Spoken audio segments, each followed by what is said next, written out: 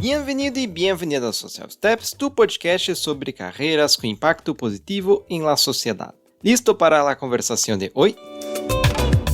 ¿Cómo es la trayectoria de una persona que lideró un ministerio de un país? Bien, en ese país, su sociedad está discutiendo una nueva constitución, con muchas implicaciones en los temas de la sustentabilidad. Recientemente, el Congreso de este país aprobó una de las leyes de cambio climático más avanzadas del mundo. El invitado de hoy fue un gran responsable del éxito de la elaboración y aprobación de la Ley de Cambio Climático de Chile. En este episodio especial del Social Steps Podcast, hablo con Javier Naranjo, ex-ministro de Medio Ambiente y ex-subsecretario del Medio Ambiente de Chile. Es abogado y tiene una profunda e inspiradora experiencia en el área del medio ambiente y los sectores público y privado.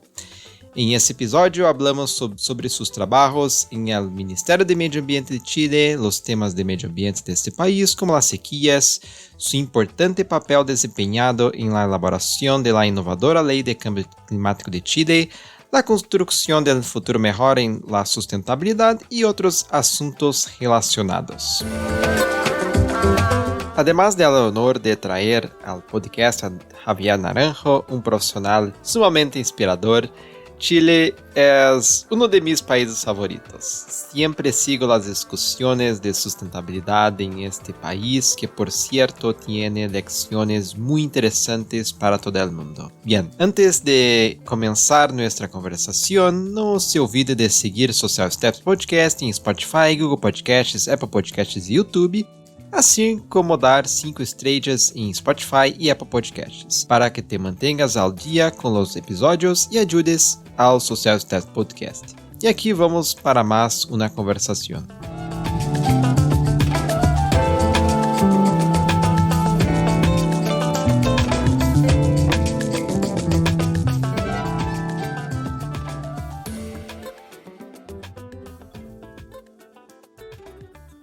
Javier Naranjo, muchas gracias por su tiempo, su atención para este podcast. Es siempre un honor hablar con personas de Chile. Es un país que yo tengo muchas amistades y también muchas personas que están siguiendo el podcast. Entonces es un honor hablar con vos.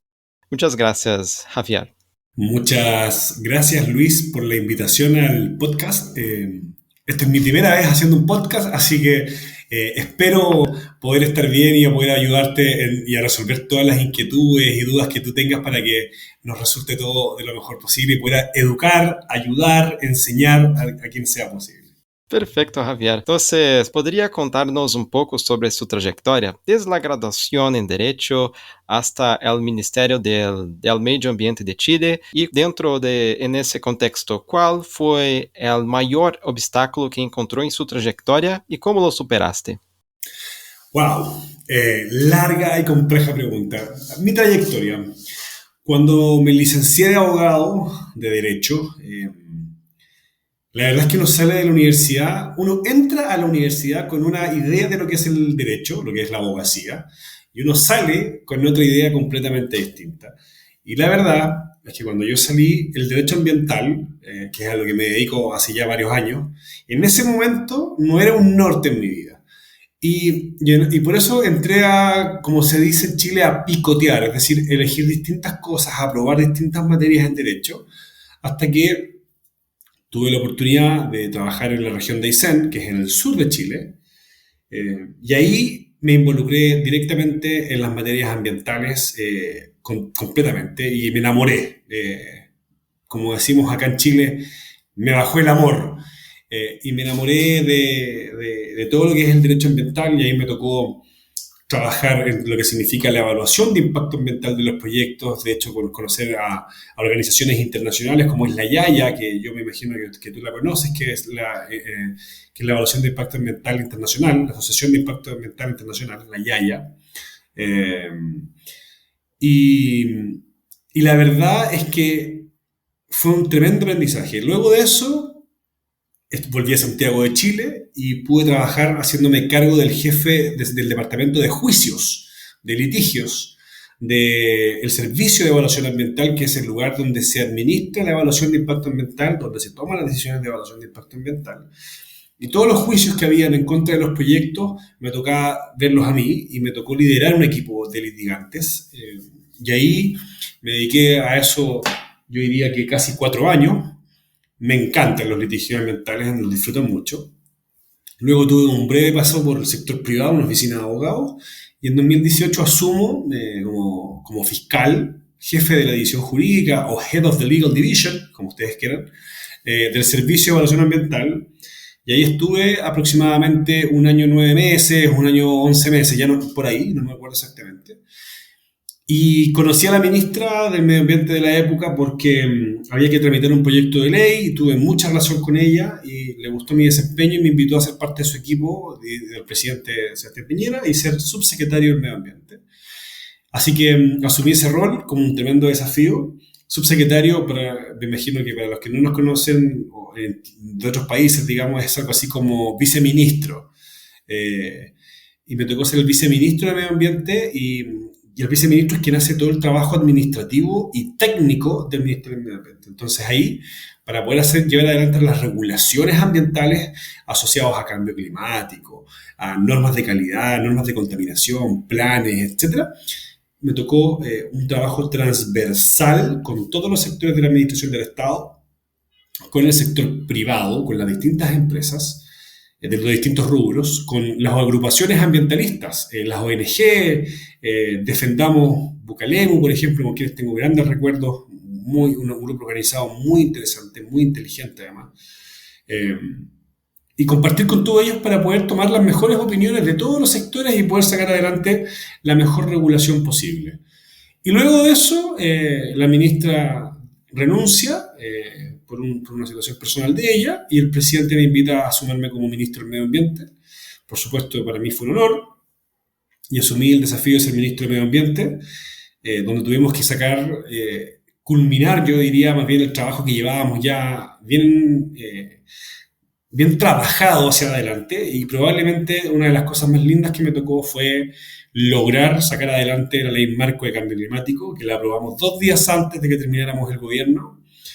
Eso fue un largo trabajo, muchas ojeras, decimos nosotros cuando uno está cansado, y logramos hacerlo, logramos el acuerdo político, porque hay que conversar con todos los sectores, los de esta mano, los de esta otra mano, y logramos sacar adelante el proyecto de ley, y hoy día uno puede afirmar que Chile cuenta con un marco jurídico relevante para hacerse cargo del cambio climático. No es porque me haya tocado a mí, sino que lo digo con mucha sinceridad y porque así los han reconocido desde el extranjero. Es que Chile hoy día tiene probablemente la ley más robusta de América Latina en materia de cambio climático. Las Naciones Unidas, en la pasada COP26 en Glasgow, reconoció a Chile como uno de los 4 países del mundo en tener acciones concretas, serias y responsables para hacerse cargo del cambio climático.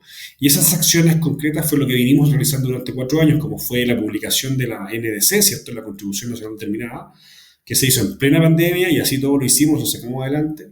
La creación de la Estrategia Climática a Largo Plazo, que es cómo Chile va a enfrentar, ¿no es cierto?, el cambio climático a largo plazo, estableciendo metas por periodos más pequeños, y finalmente la Ley Marco de Cambio Climático. Así es que eso es un poco la trayectoria. Yo te diría que probablemente de eso, el tremendo desafío de la última parte, para no recontar tal vez historias muy antiguas que no son tan interesantes, ¿cierto? Pero probablemente una de las últimas cosas que me tocó y que fue bien complejo fue justamente el trabajo de llevar adelante la Ley Marco de Cambio Climático. Teníamos, en mi caso, 3 meses, y en 3 meses tuvimos que... Y digo 3 meses porque febrero en Chile no cuenta, porque la gente se toma vacaciones, el Congreso para, no hay legislación, es decir, teníamos diciembre, enero, 2 semanas de marzo, y yo diría que ese día, entonces era muy corto y tuvimos que correr, literalmente correr, con todos los sectores políticos, aunar voluntades, conversar horas, explicar, debatir, negociar, etcétera, hasta que logramos que se aprobara en tiempo récord en la Cámara de Diputados, y luego de eso fue ratificado en el Senado con votación unánime. Así que eso se logró, yo diría, con un gran trabajo en equipo, tenía una muy buena fiscal, una muy buena abogada que me acompañaba, la jefa de la división de cambio climático, los asesores legislativos, hicimos un gran fiato, ¿no es cierto? Un trabajo muy, muy unido y eso nos permitió, creo yo, atacar, decíamos nosotros, por todos los frentes posibles las negociaciones y de esa manera avanzar más rápido y poder llevar adelante la ley marco de cambio climático. Y es interesante hablar de clima hoy, especialmente hoy, porque hoy es Día de la Tierra. Es el Día de la Tierra. Exactamente. Efectivamente, es el Día de la Tierra. Yeah. Y Javier, una cuestión por curiosidad. Tú habló sobre negociar. En otras conversaciones que ya tuvo con exministros de Brasil, de otros países, negociar es una palabra muy común en sector público que às vezes não é tão comum, ou é de uma forma, de uma maneira diferente no sector privado. Então, uma pergunta mais genérica, qual é a maior diferença entre trabalhar em sector público e trabalhar no sector privado en el campo de medio ambiente? Qué difícil pregunta, porque en mi caso, y aquí voy a hablar de mía, yo tengo o siento una gran vocación de servicio público. Yo llevo siendo funcionario público, trabajando en la administración del Estado 12 años aproximadamente, un poquito menos, 11 y algunos meses. Y la verdad es que cuando uno siente que está haciendo un aporte importante a su país, a las personas de su país, se llena el corazón. Y eso es algo que no es describible. Yo creo que esa es la gran diferencia entre el sector privado y el sector público.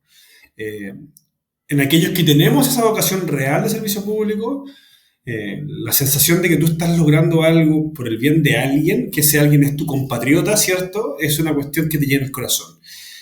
Y por eso estábamos tan felices con la ley de cambio climático, porque es probablemente en Chile la gran última regulación importante, estructural de medio ambiente en Chile que va a durar muchos años y que tiene metas hasta el año 2050. Entonces hay un trabajo importante hacia el futuro con un trabajo que logramos. Entonces eso llena el corazón.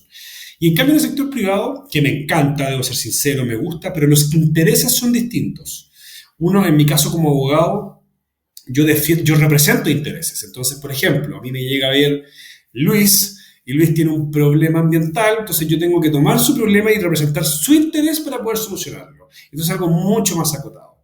En cambio, en el sector público es el interés del país, de una zona, ¿no? En el caso de Brasil, de los estados, ¿cierto? Del estado de Río, del estado, qué sé yo, de Bahía y a nivel nacional, ¿cierto? Todo el país. En el caso de Chile es una región, una comuna o todo el país. Entonces esa es la principal diferencia, creo yo, entre un sector y el otro.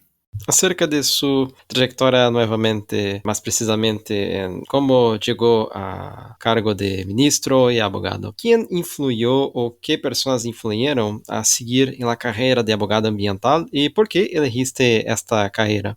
El gran culpable de que yo sea abogado es mi padre, es mi papá. Él es el responsable. Mi papá fue policía, en Chile se llama Policía de Investigaciones o PDI, fue policía muchos años y él siempre lidió con abogados, entonces él siempre tuvo mucha relación con los abogados y me hablaba de los abogados cuando era niño y me hablaba.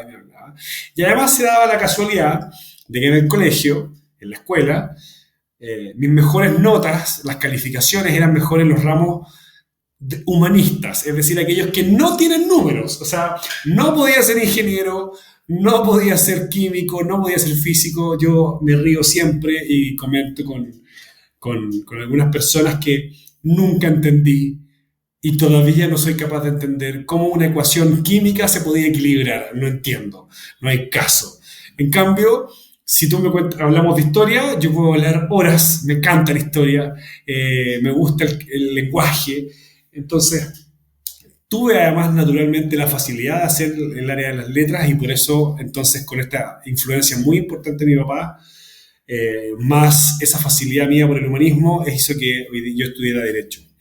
Y ser abogado ambiental, yo diría que hay dos cosas. Fue el destino, principalmente, porque como te contaba hace un rato, cuando yo terminé la universidad no tenía muy claro a qué quería dedicar el ejercicio de la profesión. Y cuando yo llego a Coyhaique, a la región de Aysén, que es en el sur de Chile, y para los que me estén escuchando y le hago promoción a la región más linda de Chile, la zona más maravillosa, eh, me tocó compartir mucho con lo que es la interacción de la naturaleza, literalmente. O sea, ahí está Campos de Hielo Norte, Campos de Hielo Sur. Hay unos ríos maravillosos, altas montañas, glaciares, eh, unos bosques maravillosos, húmedos. Y eso además de la mano del trabajo que me tocó hacer allá, que era justamente ver la parte administrativa del gobierno en la región, hizo que me involucrara directamente en los temas ambientales. Y ahí es cuando me nace ese amor de los temas ambientales y de verdad me enamoro. Y cuando ya decido pedirle matrimonio a los temas ambientales, fue cuando me toca ver la parte, tomar decisiones difíciles, complejas, a veces no se entienden por la comunidad, me refiero, pero tener que defenderlas en un tribunal y tener un buen resultado y te das cuenta que esto es lo tuyo, es que ahí ya uno se entrega por completo.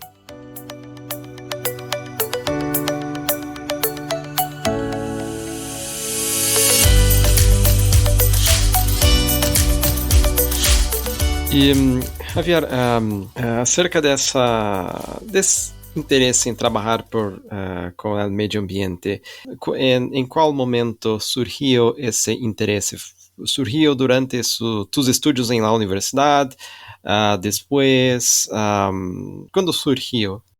Surgió después. En la universidad, como te contaba, vi muy pocas materias ambientales, no las entendía muy bien, uno las estudiaba, a mí me iba bien en la universidad, uno las estudiaba, tenía, como te decía, buenas notas, me fue bien en la universidad, pero hasta que no lo sentí, que es esto que me pasó en el sur de Chile, que fue comprender que el derecho ambiental tiene una consecuencia, tiene una lógica, tiene una raíz, y lo ves plasmado en la naturaleza, en muchas cosas, es cuando tú dices, sí, esto es. Entonces a mí me encanta el derecho ambiental. Bueno, acerca de la ley de cambio climático, yo debo admitir, Javier, que yo leí esa legislación, como comenté en inicio de nuestra conversación.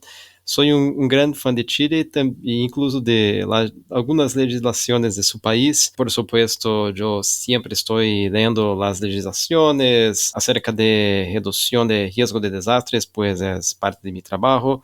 Pero desafortunadamente, cada vez más cuando hablamos de desastres, es muy cerca del debate de cambio climático, los debates de adaptación climática. Y bien, en su posición como ministro de Medio Ambiente, ¿cómo ha sido haber jugado un papel clave en la creación y también en la tramitación de la ley de cambio climático? ¿Qué has aprendido de esta experiencia? Wow, qué pregunta. Déjame decir lo primero que aquí no soy yo, hay un equipo detrás que trabajó con mucha convicción, con mucho cariño por sacar esto adelante. Y con la idea de que Chile debía, porque ya la tiene, tener una ley de cambio climático que estuviera a la altura del desafío, que nos permitiera estar a la vanguardia y que nos permitiera decir con mucho orgullo que Chile hoy es de verdad, creo yo, uno de los países líderes en acción climática. Y ahí es donde, la verdad, yo creo que una de las cosas que aprendí con esta ley es justamente qué es el cambio climático, porque todos escuchamos hablar del cambio climático. Hoy día, que es el Día de la Tierra, como tú decías hace un rato, Luis, uno revisa Google, ¿cierto? Y en Chile, por lo menos, el doodle de Google, que es la foto del inicio, es una foto del cambio climático. No sé si en Brasil será igual, pero acá en Chile hay una foto del cambio climático, en el doodle. Y la verdad es que todos sabemos eso, pero ¿qué es realmente el cambio climático? Es una experiencia muy importante cuando uno aprende las razones antropocéntricas que dan origen al cambio climático, ¿no es cierto? Con el fenómeno de la emisión de gases de efecto invernadero y se empieza a involucrar en conceptos como el CO2 o el CO2 equivalente, en gases distintos como es el metano. Y uno se empieza a dar cuenta que, por ejemplo, la cocina de la casa que funciona con gas emite metano. Y el metano es uno de los gases de efecto invernadero más complejos porque eleva mayormente la temperatura. En cosas tan simples de nuestro día de vivir que no tenemos idea, está el cambio climático. Y eso es muy importante. Y traído a Chile, a propósito de la discusión de la ley, aquí se discutió mucho respecto de la mitigación del cambio climático, ¿cierto? Nosotros planteábamos originalmente la mitigación al año 2050, otro sector al 2040, y ahí negociamos, cuando te comentaba lo de la negociación, y finalmente quedó a más tardar en 2050, es decir, se colocó una fecha tope. Pero, como esta ley tiene principios de progresividad, principios de no regresión, y se revisan las metas cada 5 años, se pueden ir acortando los tiempos. Pero lo que uno no ve es la adaptación. Y eso lo aprendí. Sabemos y repetimos todo que Chile, que a propósito de los riesgos de desastre, Luis, que es una de las cosas que tú te dedicas, cumple 7 de los 9 criterios de riesgo climático de los países. Es decir, es un país altamente expuesto a el cambio climático ya las consecuencias negativas de este. Por ejemplo, el alza de las mareas, por ejemplo, la sequía que Chile está viviendo hace más de 12 años. En fin, hay varios factores, son 7 de 9. Y generalmente la discusión a nivel general versa sobre cuánto gas emitimos y no sobre cómo nos vamos a asegurar de asegurar, para la redundancia, nuestra sobrevivencia y de que nuestro país, nuestra infraestructura, nuestra familia, seamos capaces de soportar las consecuencias del cambio climático. Y eso es adaptación. Y muchas veces se olvida. Entonces, ese aprendizaje es súper importante. Tuve la oportunidad de dar una charla hace un par de días atrás de cambio climático y una de las cosas que planteaba era eso. O sea, todos nos concentramos en la emisión, pero olvidamos que el país no es el principal emisor del mundo, emitimos muy poco en comparación a las grandes potencias, pero sin embargo vamos a sufrir las consecuencias y vamos a ser de los países que más consecuencias va a sufrir. ¿Y qué estamos haciendo ahí? Entonces, eso es súper importante que lo tengamos presente. Es interessante, um discurso que eu leio muito em las ilhas del Pacífico, cerca de Austrália, Nova Zelândia, que são países que estão praticamente desaparecendo. Assim, Javier, eu sempre digo isso em las conversações, eu sempre vou escrevendo, vou escutando a conversação e sempre vou escrevendo, tomando minhas notas e, bueno, já tenho mais 10 preguntas que, por supuesto, no voy a hacer hoy. Pero una pregunta... ¿Por qué no? Aprovechemos, pregunta nomás. Una pregunta, Javier, es acerca de la sequía. Porque en Brasil nosotros tenemos ese problema también, debido a la cuestión de la Amazonia. Bueno, es una cuestión muy compleja. Chile, assim como Portugal e outros países do mundo, é país que está tendo muitos problemas com a sequía. Ok, pero o que o governo está fazendo com a questão hídrica, com a questão de la sequía em Chile? Muchas cosas. Antes de contestarte que hicimos nosotros como gobierno, lo primero es decirte que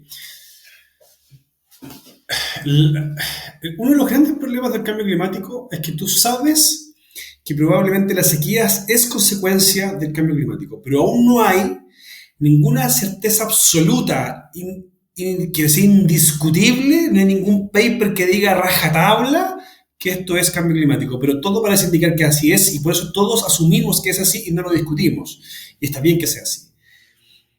En una actividad en la Dirección Meteorológica de Chile, que son los responsables de hacer los estudios de la atmósfera, me comentaban que sobre Nueva Zelanda y Australia hay una nube de presión muy alta, de altas temperaturas, y que esa nube de altas temperaturas está aproximadamente hacia el mismo tiempo que está en Chile la sequía. Entonces hay una teoría que esa nube alta se produce por cambio climático, pero que estarían directamente relacionadas y que todavía no se puede estudiar si eso efectivamente es así. Entonces, cambio climático, ojo con eso, que sabemos que es cambio climático, pero así a rajatabla, con esa absoluta, no hay ningún científico aún que lo pueda decir, pero todos los indicadores nos parecen llevar a afirmar que es así. Y por eso no lo discutimos y eso es así. Espero que se haya entendido esa parte. Y lo segundo es que respecto de la sequía, que se está haciendo muchas cosas. Hoy día se está implementando un proceso de desalación del agua de mar con bastante importancia. Se trabajó en un proyecto de ley de desaladora, hay proyectos privados de desaladora.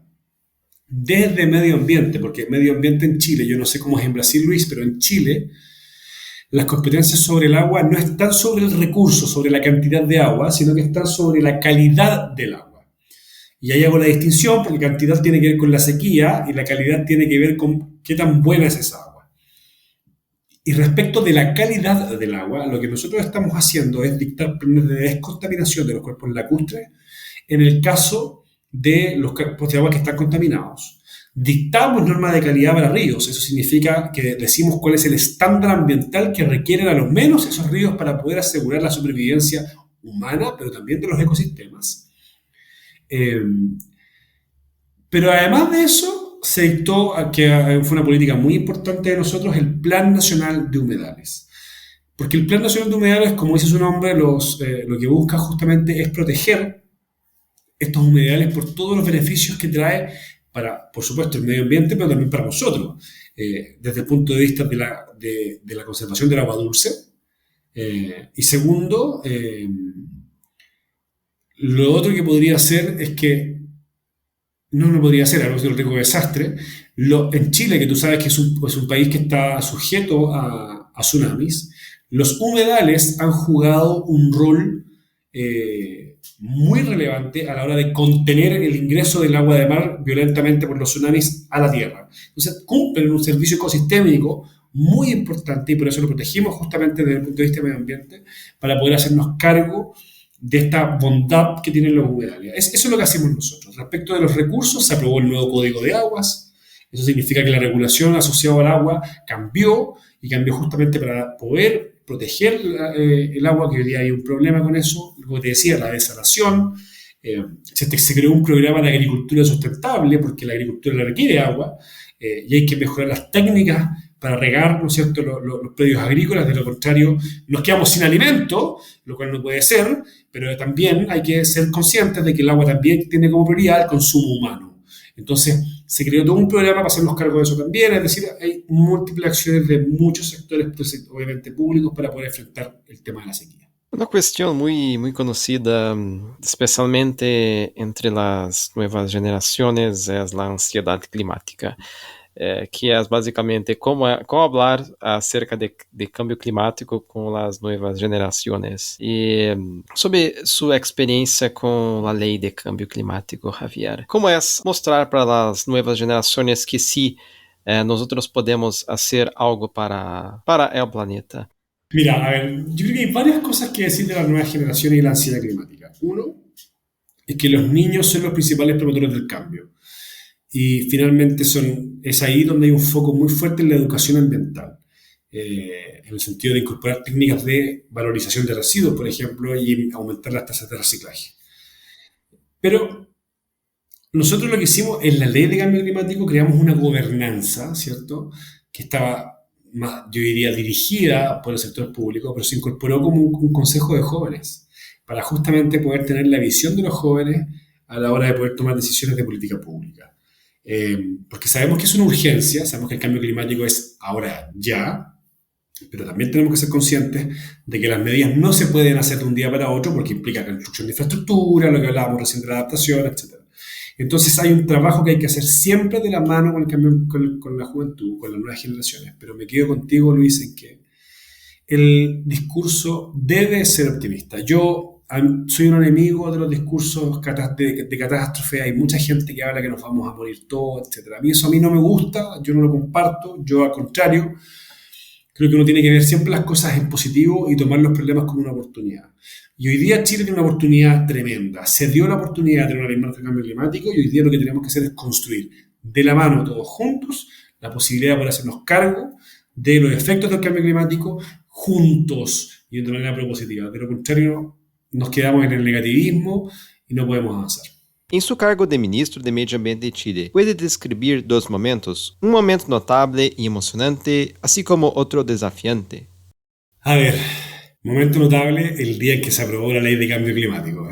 Indiscutiblemente, como ministro, probablemente fue el día más lindo. Saltábamos, nos abrazábamos, felices, no lo podíamos creer. Es que de verdad es una ley bien compleja, extensa, con hartos temas, y se veía muy difícil. Tuvimos 2 semanas en marzo para correr. No, si fue una cuestión impresionante. Entonces, en Chile el gobierno se acabó el 11 de marzo, nuestro gobierno. Entonces teníamos que sacarla antes del 11 de marzo. Entonces tuvimos que correr, como te contaba hace un rato. Entonces yo creo que ese fue un momento de satisfacción de equipo, donde te escribía, pucha, no sé, la persona que tú menos pensaste que te iba a escribir para decirte qué bien, que se logró. O sea, fue una cuestión maravillosa. Y yo diría que de los momentos más complejos, y aquí como ministro, es probablemente la política. La política a veces es un poco malintencionada. Y se dejan de reconocer aquellas cosas buenas que se hacen por querer obtener un rédito político. Y a mí eso no me gusta. Y yo creo que eso es difícil en política. Y para uno, yo no tengo militancia en un partido político, entonces eso fue un aprendizaje duro. Y finalmente eso se supera con responsabilidad, con trabajo en equipo, con ser metódico, responsable y con las convicciones de uno también muy claras. Por eso el impulso del trabajo que le dimos fue muy, muy potente y cumplimos todos nuestros compromisos. Insisto, en Chile nunca antes se habían protegido tantos humedales como se protegieron bajo nuestro gobierno. Nunca antes se habían dictado tantas áreas protegidas en 4 años. Nosotros dictamos más de 40 áreas protegidas nuevas. La ley de cambio climático, el impulso de la ley de responsabilidad extendida del productor e impulsar las tasas de reciclaje, ya cada día van creciendo, envases y embalaje, etc. En fin, hubo una serie de cuestiones que hicimos. Yo creo que eso se solucionó con trabajo, y eso es lo más importante. Eso, de hecho, es interesante porque todos los exministros o ministras que yo hablé, hasta hoy hicieron cosas muy similares acerca de la política. En el ministerio tenemos que aprender gestión de proyectos y también política. Sí, sí. Así es. No necesariamente ciencia política, pero la política en el mundo real. Es verdad. Es verdad.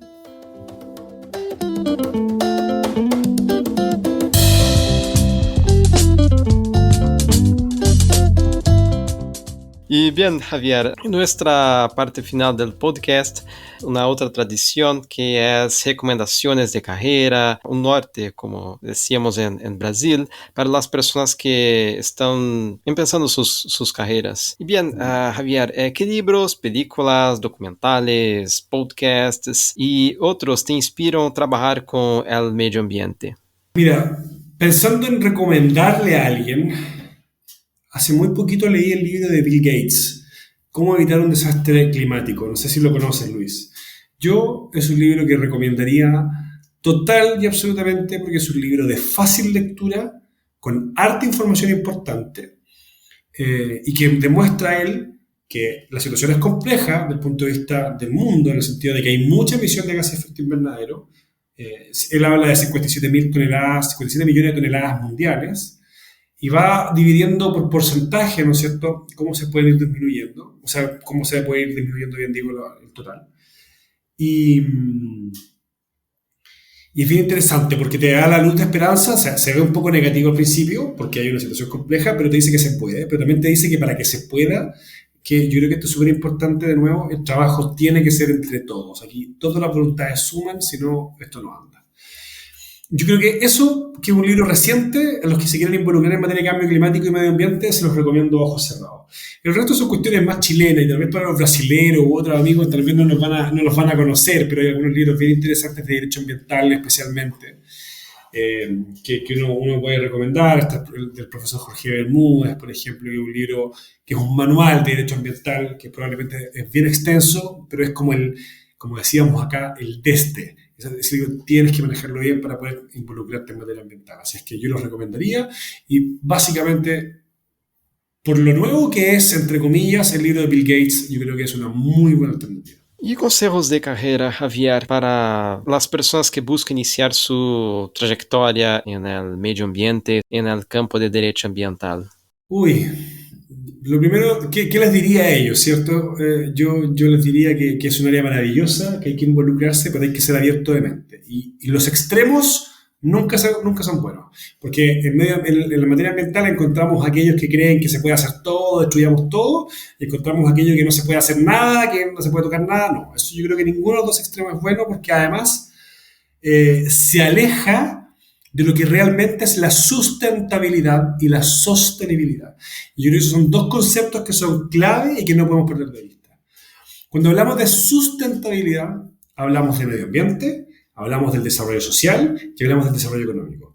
Y cuando hablamos de sostenibilidad es que estas tres cosas conversan de tan buena manera que permiten que sean sostenibles en el tiempo y de esa manera asegurar el resultado y el éxito. Entonces, a los que se van a involucrar en derecho ambiental, decirles eso, la sustentabilidad y la sostenibilidad son clave y que una vez me dieron este consejo a mí, el mejor abogado no es el que más se leyó todos los artículos, sino que el mejor abogado es aquel que tiene el mejor criterio. Y para tener el mejor criterio, no hay que perder de vista lo que es la sustentabilidad y la sostenibilidad. Una pregunta, Javier. ¿Piensas en ser profesor, estudiar el doctorado y ser profesor? Porque yo no sé, pero yo siento que estoy hablando con un profesor.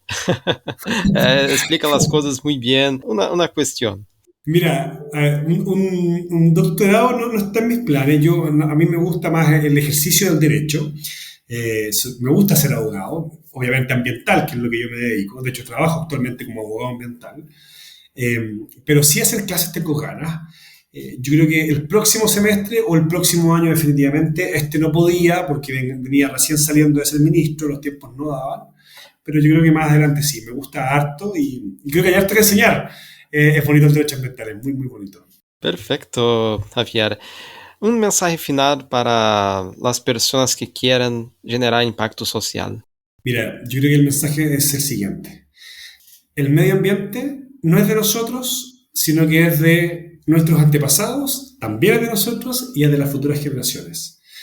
Y para poder cuidarlo, tenemos que trabajar todas y todos unidos. Aquí nadie sobra. Todas las voluntades son bienvenidas y debemos trabajar en conciencia como comunidad para hacernos cargo del cuidado y protección del medio ambiente, respetando todos los límites de este sector, de este otro sector, pero todos juntos para poder avanzar en el cuidado y protección del medio ambiente. Javier Naranjo, muchas gracias por su tiempo y su atención y también por hablar sobre sus interesantes experiencias como abogado, como ministro de Medio Ambiente y profesional como persona también. Entonces, felicitaciones por la ley de cambio climático y, por supuesto, por su trayectoria increíble. Muchas gracias, Javier. Muchas gracias, Luis, por la oportunidad de compartir contigo y de nuevo, te agradezco el espacio y ojalá que esto lo pueda escuchar mucha gente porque tenemos que cuidar nuestro medio ambiente con conciencia, con responsabilidad, pero de manera seria. Así es que muchísimas gracias de nuevo, Luis, por la posibilidad de conversar contigo.